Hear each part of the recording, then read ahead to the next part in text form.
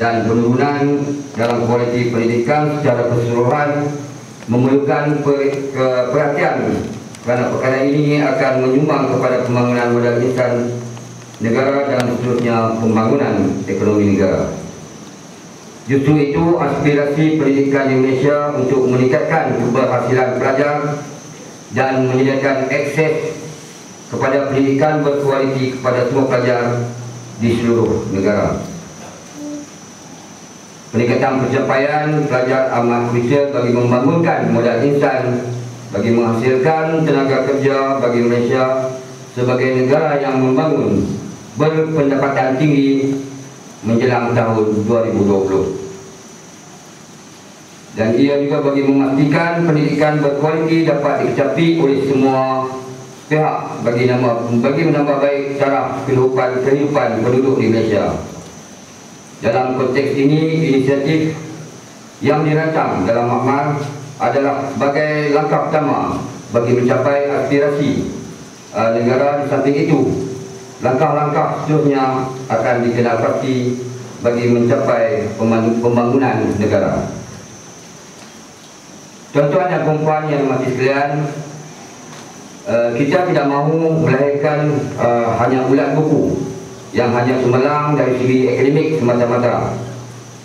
Sebaliknya, generasi yang seimbang perkembangannya dari segi jasmani, emosi, rohani dan intelektual, mempunyai disiplin diri yang tinggi, berketerampilan, patriotik dan tidak bersikap individualistik, malah mampu memainkan peranan dalam masyarakat.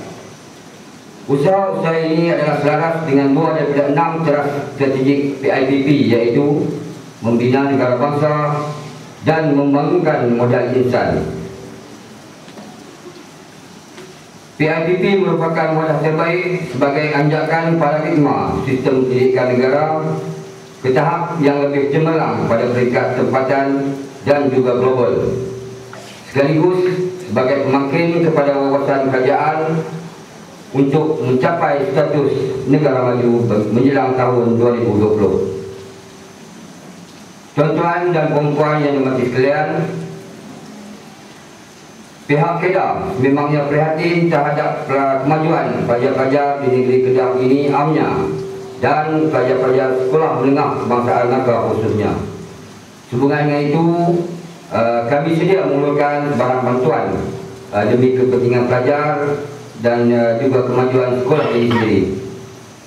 Ini merupakan salah satu tanggungjawab sosial pihak KEDA yang berada di bawah Kementerian Kemajuan Luar Bandar dan Wilayah bagi kepada seluruh warga negeri Kedah amnya dan juga warga daerah Padang Terap khususnya.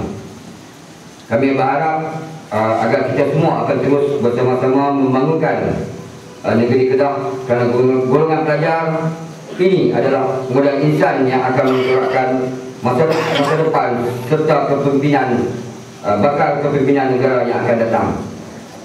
Untuk makluman tuan-tuan dan puan-puan yang sekalian, sahabat tahun KEDA telah diperuntukkan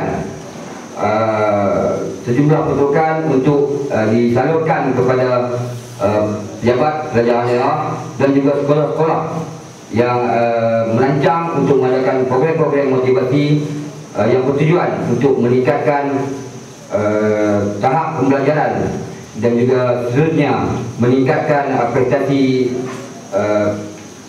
pendidikan di daerah Padang Terap.